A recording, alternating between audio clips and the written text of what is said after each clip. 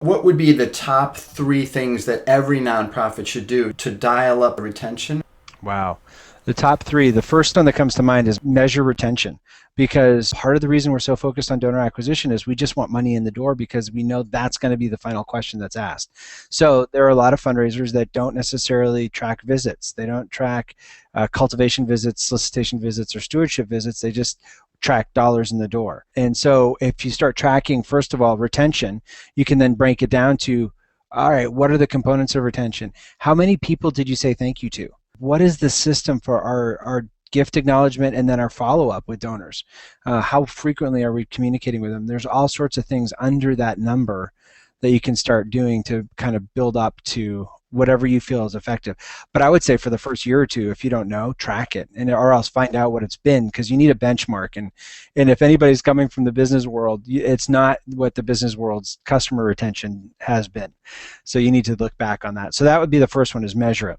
When we look at our donor database, if we're bleeding 70% of our donors, let's say, but what we do is we try to look at our demographic analysis of our database and find who are the type of people that give to us and get them again. Well, if we're already having lousy retention, what we're doing is getting more people that will never give to us after the first gift. So what the other thing to look at is not just don't look at all of your donor database, as good as that can be. Look at who are the people that are repeat givers. Who are the people that have given year after year after year? I would submit that it shouldn't be fiscal year, it should be calendar year, because that's the donor year. The donors are thinking more tax year. But then what are the commonalities? You know, your typical donor may be a baby boomer, a female baby boomer from middle America, who's got 3 kids and works part-time out of the house. That may be your typical donor, but they may not be your typical repeat donor. Your typical repeat donor may still be a World War II vet who has a lot of time on his or her hands to read the entire fundraising appeal and do other things too. And so that'll shape you. Your stories will probably be the same because it's your organization, but it'll shape the way you focus on retaining new donors and targeting. So that's the second thing I would do. My theory is that people don't change. People generally behave the same way over. Right. There's like this consistency from beginning to end.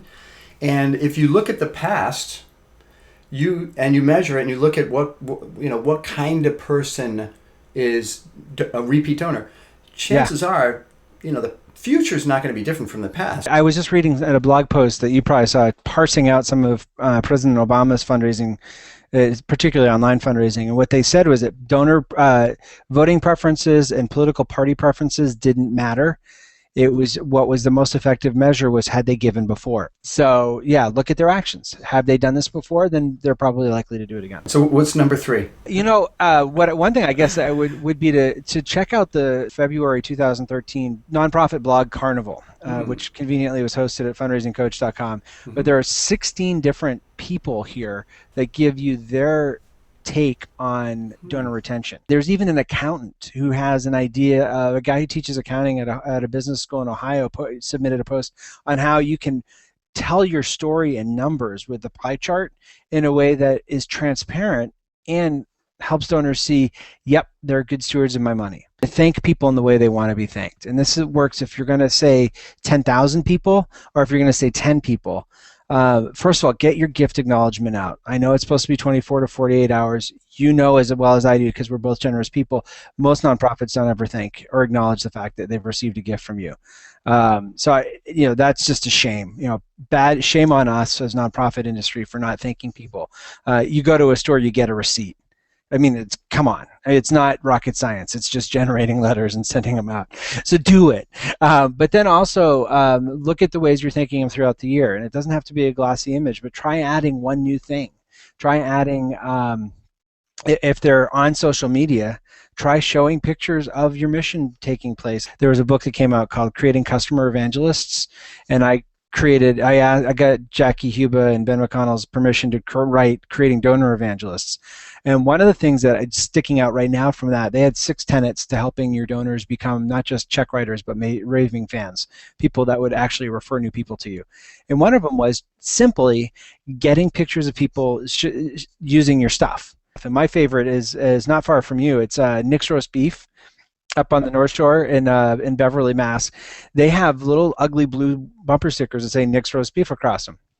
And they have pictures all over their walls of people underwater with scuba gear with a Nick's Roast Beef bumper sticker, people in what looks like Antarctica, people, and then in all these other recognizable places around the world too.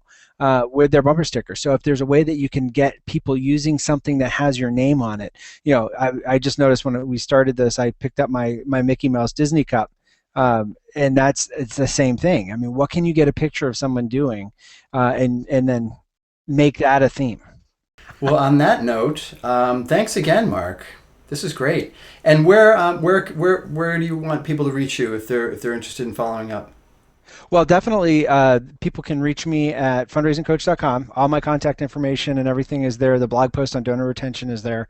And you could just search donor retention, because that would lead you both to the nonprofit blog Carnival post with all 16 people in it, but it would also lead you to the donor retention project link that we're doing with 12 experts coming together over 12 weeks, teaching people how to do. It'll be released on DVDs or CDs, and that's another URL for that is donorretentionjazz.com.